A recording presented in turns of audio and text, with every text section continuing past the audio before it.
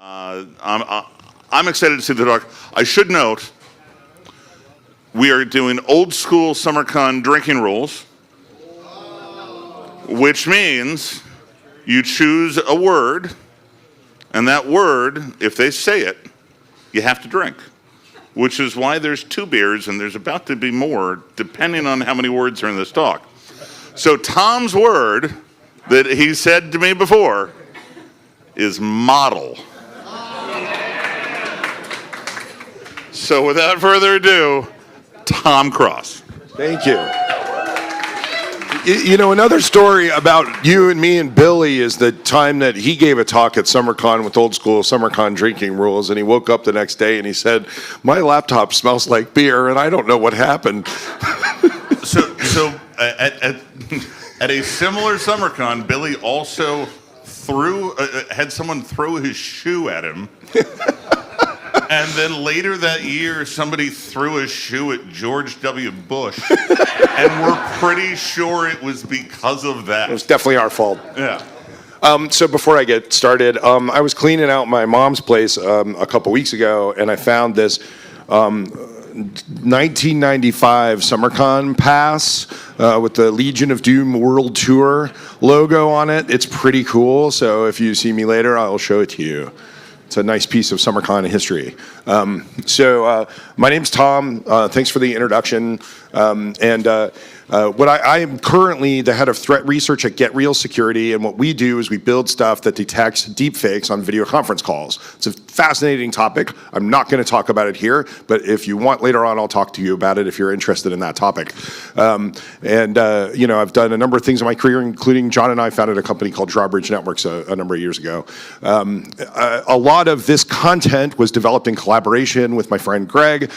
Greg was formerly a professor at West Point and helped stand up the West Point Cyber Institute. He is on vacation, so he is not here with me, but deserves a lot of credit for this work. And I want to thank Summercon for the opportunity to present this, because I think that this is some stuff we've been collaborating on over the past 6 months, and I think we've developed a really crisp set of points for people that are engaging directly with threat actors.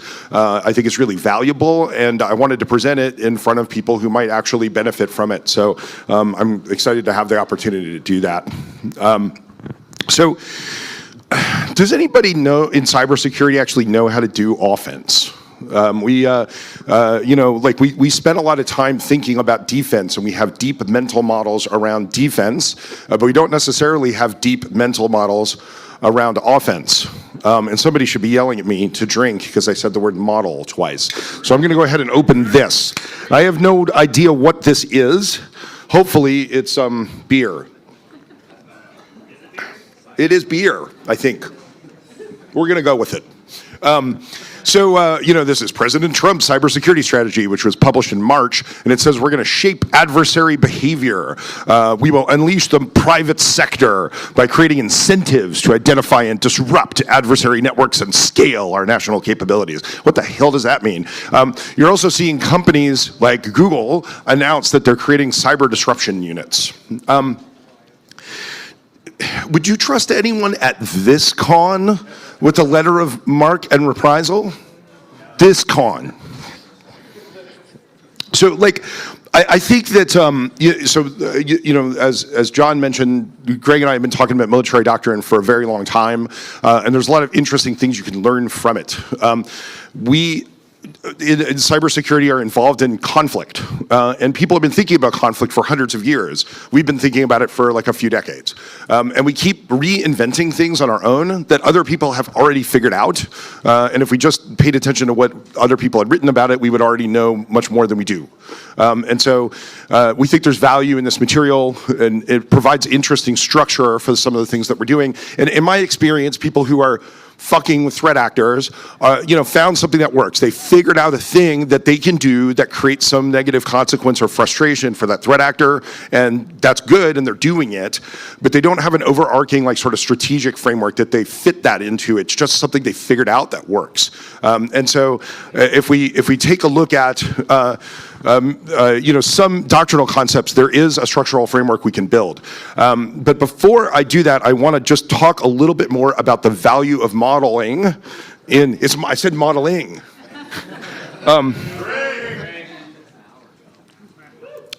In cybersecurity. So this is a very simple military model. So particularly historically, this is good. This talk's gonna take forever.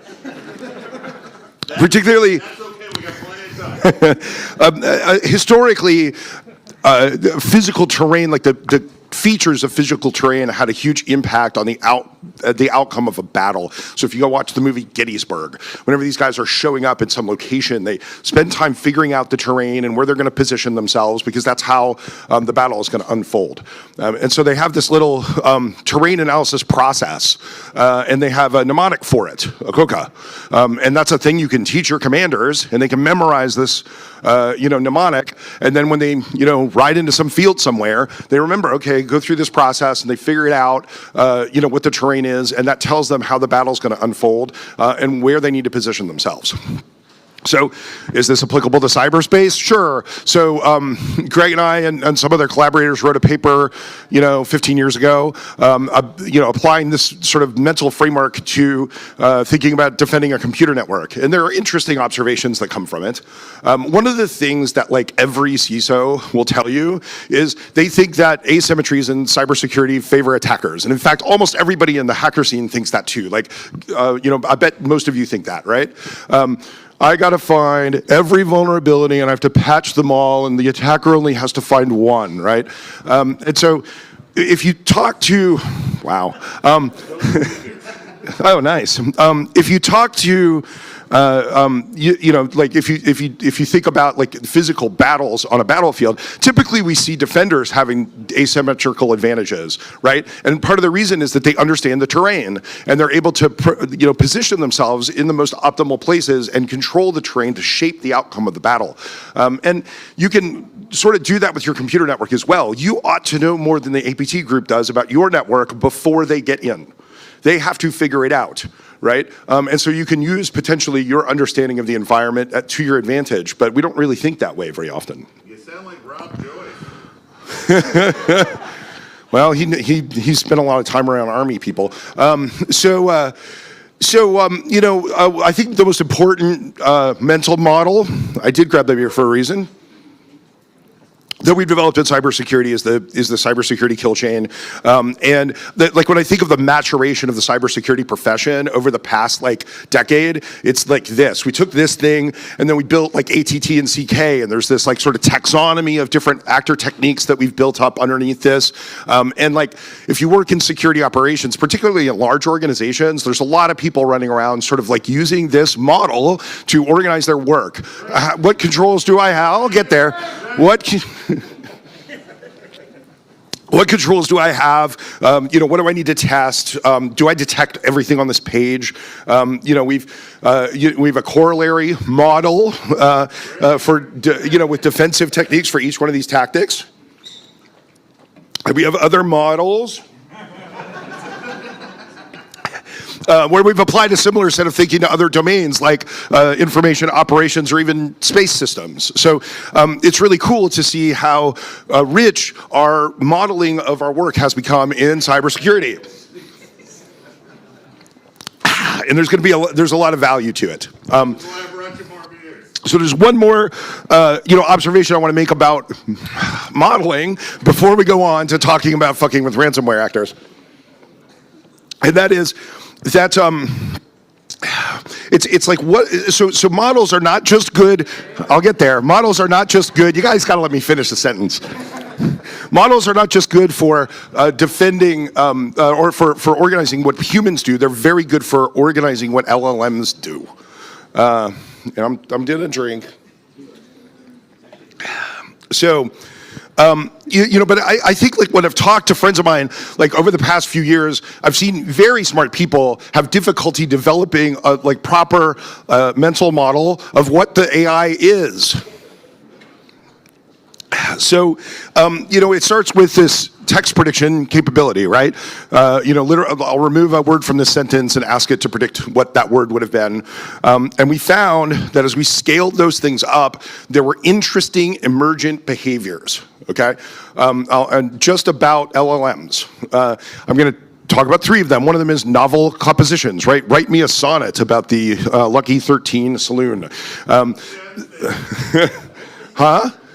I don't know. Computers. Search. The LLM can reproduce data from its training set, right? Another thing that's really interesting to me is it can make novel connections between the training material that it's seen that perhaps no one's ever made before. So here's an example. A few months ago, OpenAI disproved a central conjecture in discrete geometry. How could a language model disprove a conjecture that's 80 years old in geometry? The answer is that it tried a technique that has always been published out there that no one ever thought to try to solve this particular problem. And the reason it was able to do that is because it just, can surface things from its training material and connect them in ways that maybe haven't been connected before. But, 5 years ago, we would have thought this was like an act of genius, right?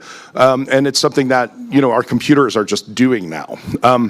So I think that one of the things that irks me a little bit is that we started with these language models, I'll get there, and then we scaled them up, but now what we're getting from these companies is not just a language model. There's something more going on, but they say, hey, it's the latest version of our model. This is we just updated it. But there's more going on than updates. So, What does LLM stand for? So first of all, there's state information, and you can see Claude, when you're using Claude, it sort of cycles back and forth around some state information that it's got. You can see it doing this iteration before it produces a result for you, right? So that's under the hood.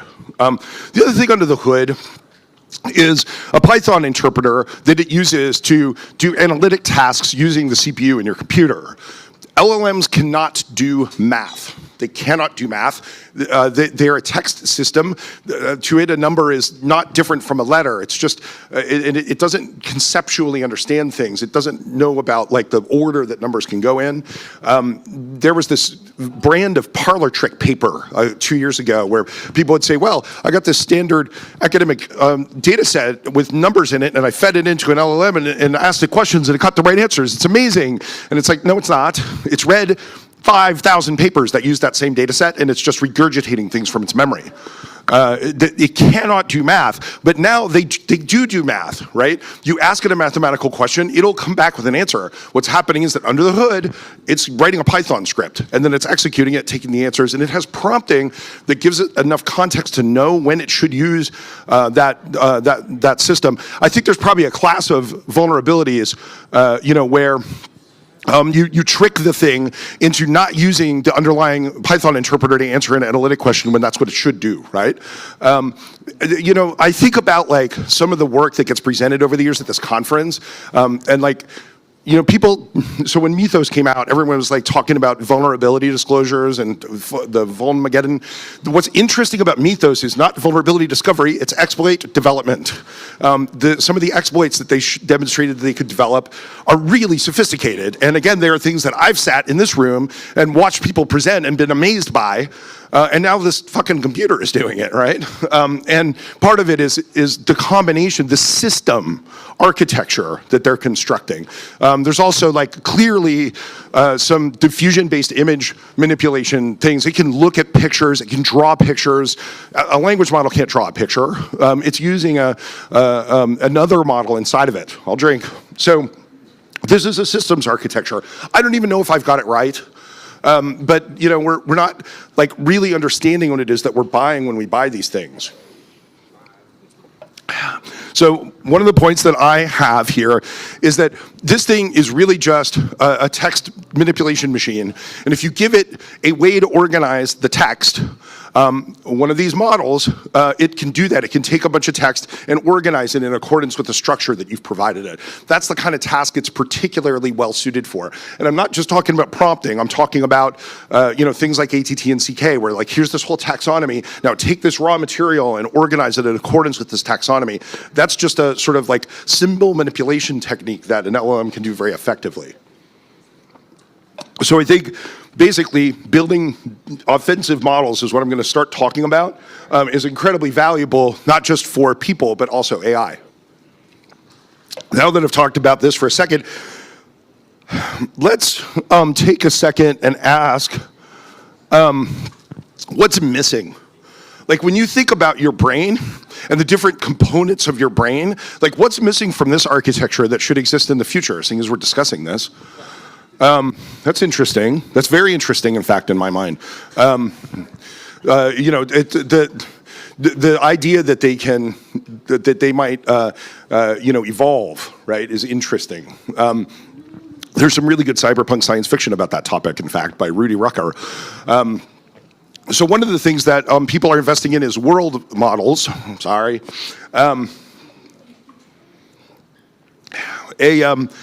So a world, I'll get back to it, I need to talk. A world model is a thing where basically you can look at a picture and you can identify all the objects in the picture and you have an understanding of the physics of what's going to happen in that situation. So if I throw one of these beers at John Terrell, you'll know that like that beer is going to show up in the further frames of the video. And it's going to arc, you know, until it strikes him in the head. And so every creature on Earth has one of these models, and they're investing a lot of money into training them at scale. And that's what's going to enable you to take this thing and put it inside one of those like bipedal Chinese robots, and like it'll actually be able to navigate our world because it'll have strong enough sort of ability to model that world. And so I think, you know, that's going to be interesting. But what else is missing, right? One of the things that I think is missing is, you know, humans spend a lot of time thinking about other people.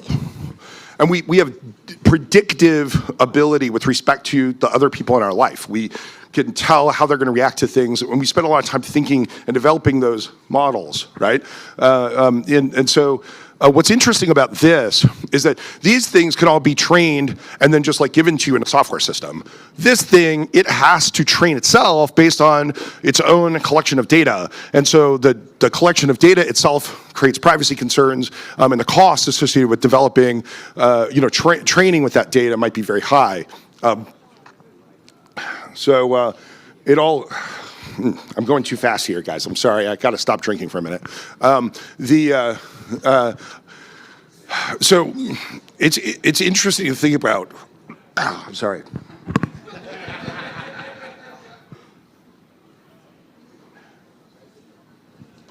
I want to burp. Anyway. Okay, I'm better. So it's interesting to think about what else is missing from this picture. So with all that, let's talk about disrupting a ransomware campaign. So there's all kinds of different campaigns that you know, a threat actor engages in. You know, so we're going to pick ransomware just as an example. So there's lots of different ways we can apply this, right? This is like a U.S. military way of thinking about a campaign. And there are, these are called lines of effort, and they're just sort of different areas of abstraction where you do things, right? Different kinds of things that you do. And then there are these things called lines of operation, which are really sort of phases of the campaign. They're almost like kill chain stages.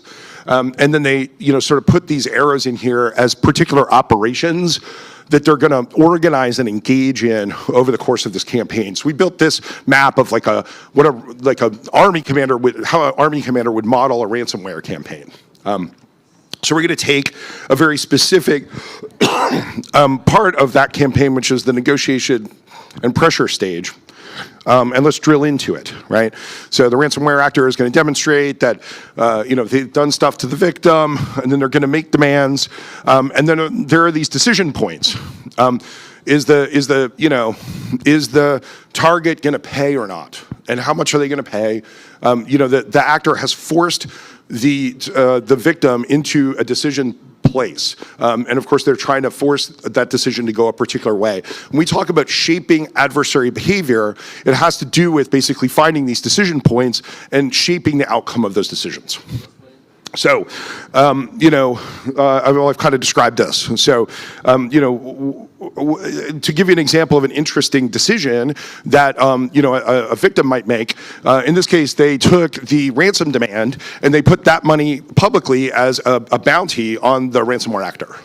So the ransomware actor, now faced people who were financially incented to go collect information about them. So they kind of flipped the coin over on the ransomware actor. And then, of course, what is the next move in the chess game? What is the ransomware actor going to do now that they're faced with this problem? So I think it's interesting. First of all, there's a bunch of places in this work where there are like particular opportunities for models. I'm going to stop playing the game. There are models that are useful for like offensive like activities that don't exist at the level of sophistication of the models that we have for defense. And this is an example. It might be interesting to think about these different campaigns and map out like systematically a taxonomy of all the decision points. And that gives you a bunch of information about different kinds of decisions that you might be able to influence. So when you're trying to shape adversary behavior, what you're trying to do is shape those decision points and have them make different choices, right? And the way you do that is through something called effects-based operations. The reason that we say effects-based operations is that people think of the army as like this thing that blows stuff up, right? And it's actually, there's a whole spectrum of different things you can do to influence people's decision making. The blowing stuff up is like on the extreme side of the spectrum. But there's lots of other examples of things you can do. So even in cyber, right, there's defensive things that you can do. There's slightly more aggressive things you could do, like working with partners to, mess with infrastructure. This quote from Suzanne Seymour at the Center for Strategic and International Studies. She says, that civil actions are a winner and discussions about hacking back and letters of marque are a distraction.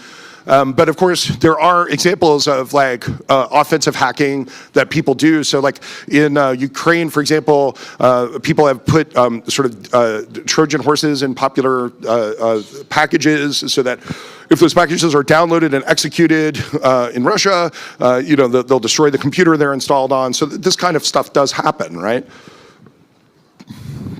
So it's useful to think, as your organization is concerned, what tools do you have to apply pressure? What can you do? And obviously, if you're a big tech company and you run lots of infrastructure, maybe you have a lot more kinds of stuff you could potentially do to an adversary than most enterprises are able to.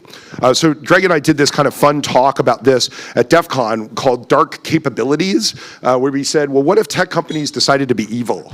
What if they use the full spectrum of their capabilities in an offensive way? And it's kind of interesting to think about the different kinds of things they could do, right?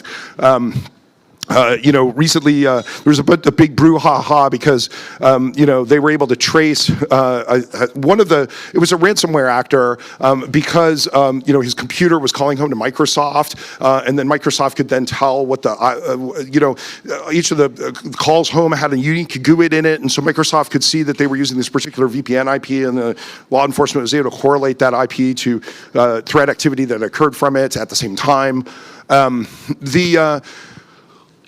So imagine this scenario. So you know the command and control server for the ransomware. You contact the people that run that network, and they give you some telemetry. So now you know what IPs are talking to it. And then you go talk to your friend at the IP-enabled light bulb company, and it turns out that they have a light bulb that emanates from that same IP address. Well, then can I get on the network from the light bulb? Or maybe it's not a light bulb. Maybe it's a robot vacuum cleaner. And I can actually drive it around in space, and it's got a camera on it. I think as robotics and drones and things become more commonplace, the kinds of effects that tech companies are capable of producing become more and more significant. So again, think about how these effects relate to the different decision points that your threat actor faces, right?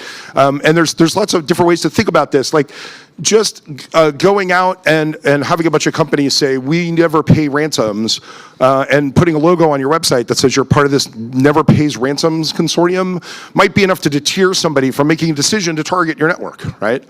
So if you have a good model of the decisions and a good model of the effects you can have, maybe you can find interesting places to affect those decisions. So what is the best way to find places to affect decisions? What the military uses is this thing called center of gravity analysis. And I really like center of gravity analysis because it is the thing that I've learned about military doctrine that is most aligned with the way hackers think about things. It's quite interesting, but it's an analytic process that they use to systematically determine where the weaknesses are in a system and where they should strike it. And it has 4 phases. So that first of all, they find these centers of gravity. These are the things that are the things that enable their adversary to operate. What are the foundations of its function? The next is critical capabilities. So what are the capabilities that support that center of gravity, right? And then there are critical requirements. So in order for those capabilities to work, what things have to be true? And then critical vulnerabilities, they don't mean like a CVE. What they mean is where's a place I can hit that breaks one of these capabilities that consequently will undermine that center of gravity. And that's how they choose what to hit. So just a simple example, maybe it's a company that you want to undermine. There's all these things that are required for this company to work well, and it has to have a good reputation. It has to be able to, supply things to its customers. And so what do those things depend upon, right? So its reputation depends upon public sentiment. Its infrastructure, like its data centers have to be running in order for it to serve its customers. And so can I hit those things? And I strategically choose things that I can hit that will impact these requirements, which will undermine these capabilities. Basically, what I'm trying to do is look at every single thing about something in search of this thing, right? And if I can kick it out, the whole thing will fall over. And all kinds of things, as we know, have these little tiny weaknesses within them. So to give you an example that's like really relevant to our domain, there's this kind of fun paper from 2018 called The Battle for New York, where they took center of gravity analysis and they applied it in a cybersecurity security operation. So they're looking at their ability to defend workstations. They figure out what they need to do that, how they defend the workstations. What are the capabilities? So like they want their EDR to work. Their EDR has to be able to receive updates, new IOCs. It has to be able to send stuff to their SIM. And if you break any of that capability, you break the EDR's ability to get updates, or you break its ability to communicate with the SIM, or you break their ability to react when alerts go off, then you undermine their ability to protect workstations. And you're not just like hacking, you're not just like getting in through a vulnerability, you're actually like undermining their security program. So we took this paper, which was released in January, that provides a really nice picture of a few ransomware groups and talks about their origins, their structures, and their dynamics. Like it's basically, I would consider it an intelligence report that tells you a lot about this threat actor and how they function and why they function. This is another example of like a model of adversaries that we don't necessarily put a lot of effort into developing. Like, why are those guys doing that? What enables them to do it? And what are the things that they depend upon in order to be able to do it? But this paper provided a really good picture of that. And so we fed it into ChatGPT. I think might have been Claude, and we provided center of gravity analysis as that model, that ChatGPT could organize this information against. And an LLM is really good at organizing information against a framework.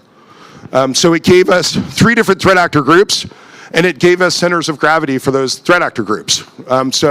We decided to focus on this one. Lockbit is like an affiliate-based ransomware operator, they are very dependent upon their brand in order to function. Basically, that's why they're effective, because all these people want to do business with them because they have a good reputation. So let's see if we can break that. So that's our center of gravity, and then we ask Chat, What are the critical capabilities that are required to sustain that reputation? And it gives us a bunch of critical capabilities. Enforcing threat credibility, the ability to do reliable payouts to their affiliates. There's a bunch of stuff that they have to do in order to continue to maintain that reputation, right? So we can select one of these things, enforce threat credibility, and then we can say, okay, what are the requirements that are required in order for them to be able to do that? And we got a whole bunch of different requirements, such as maintaining their leak site infrastructure, right? They can't threaten, they can't make ransom threats if they can't show that they can leak data. So we identify some of these critical requirements, and we say, what are ways that we can undermine that requirement? The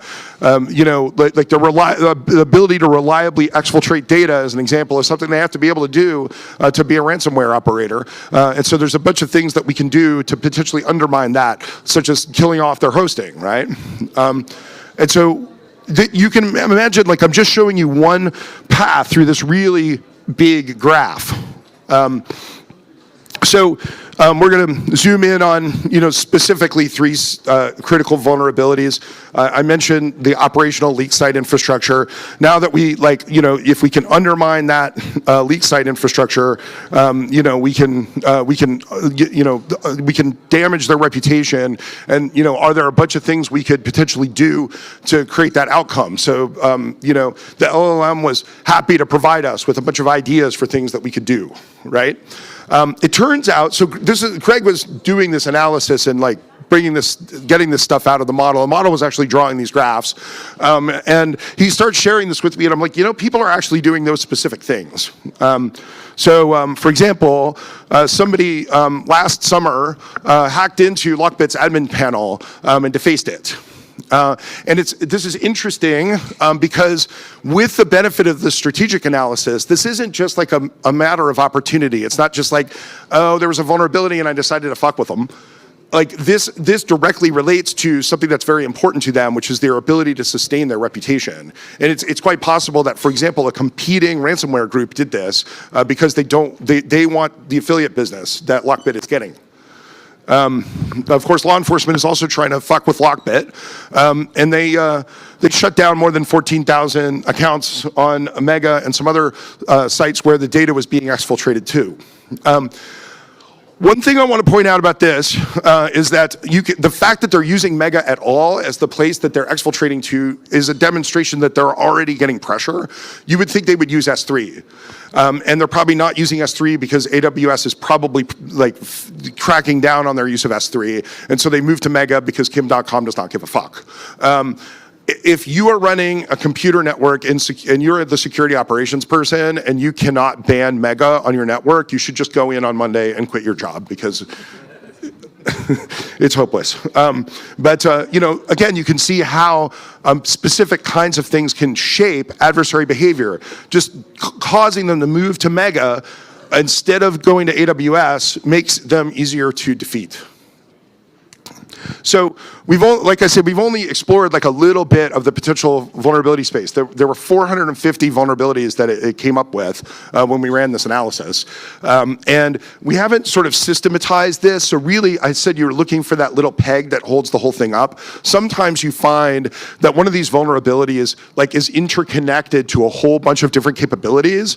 And so if you strike there, you break a ton of stuff. And that's really the things you're looking for. You're looking for the most strategic place to strike.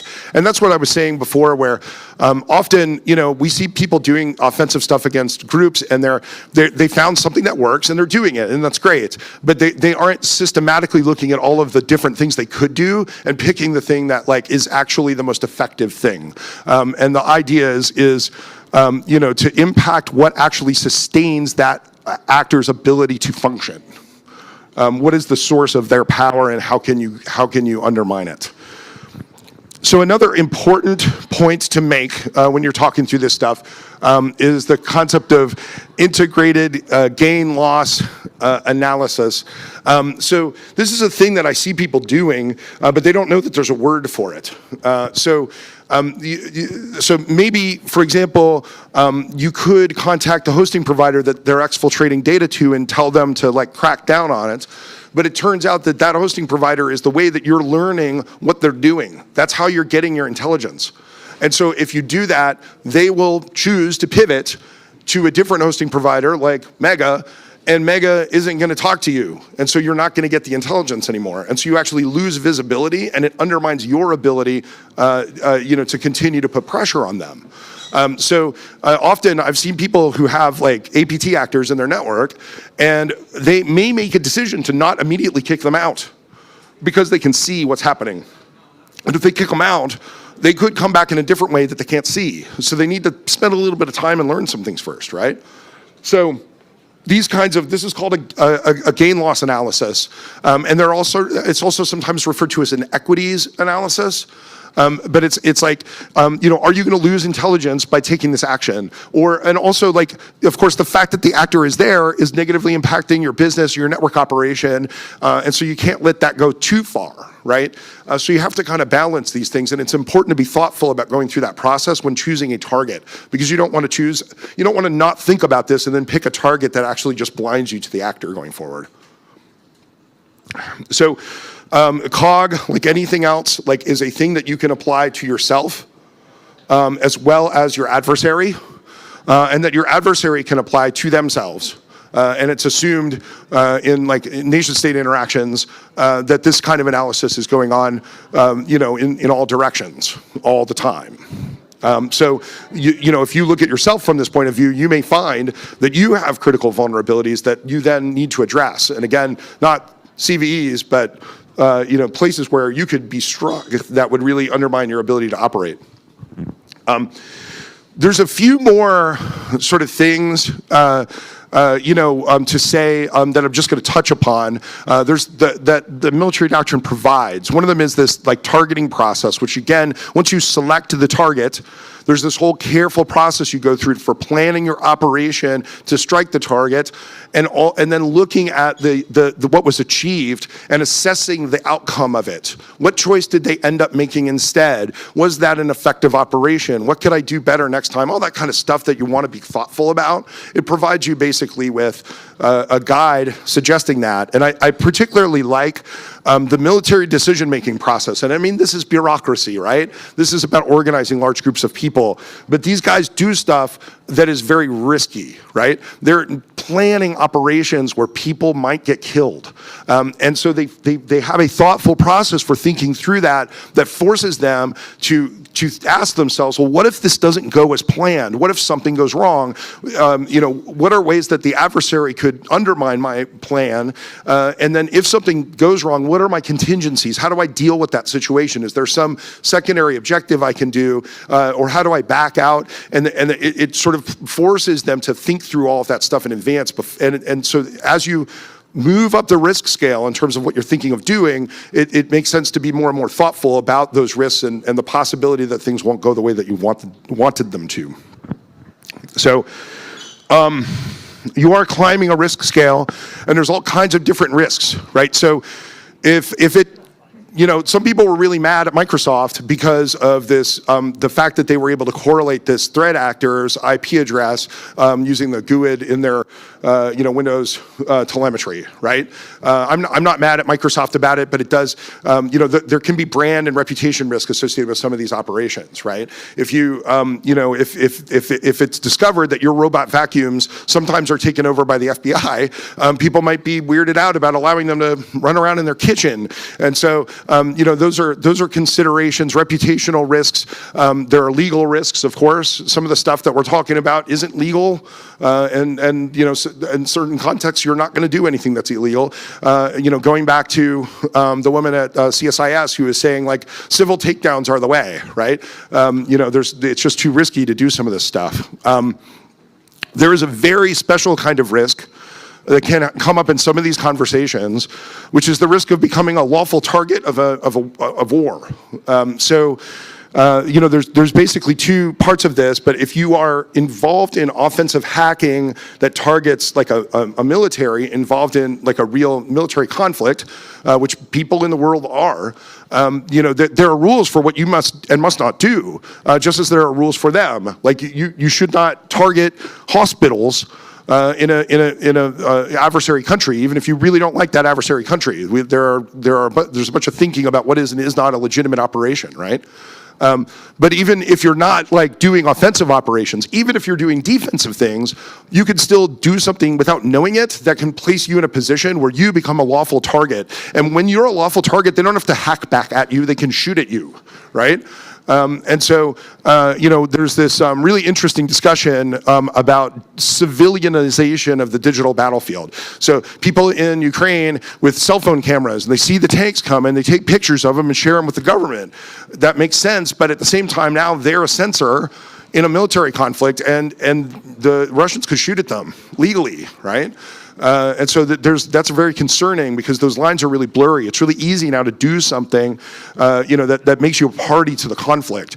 I'm like concerned about like when people are hacking into my network and I get information about it, usually I share it, right?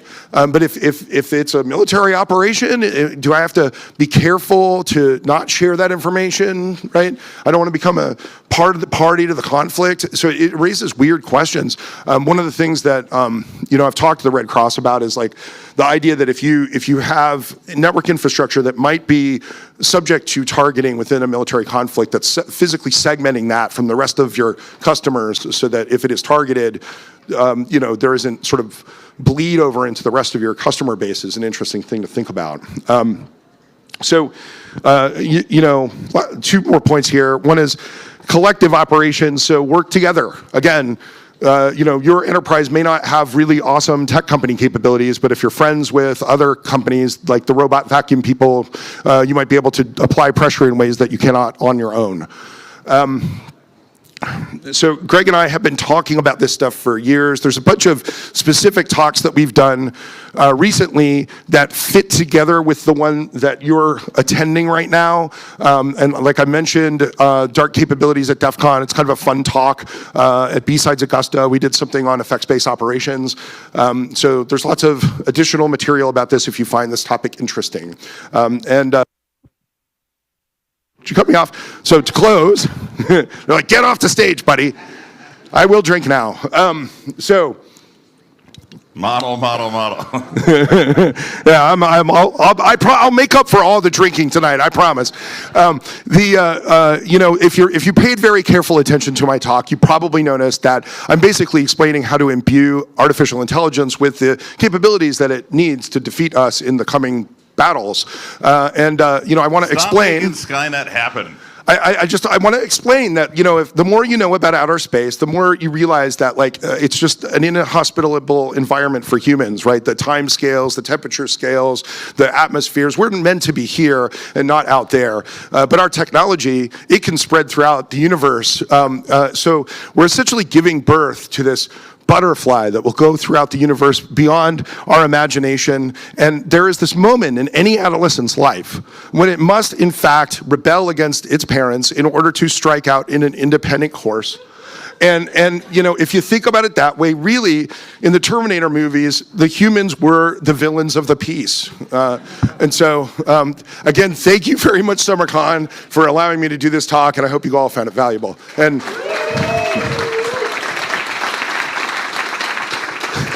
I will now proceed to drink all these beers. Tom, thank you very much. That was fantastic.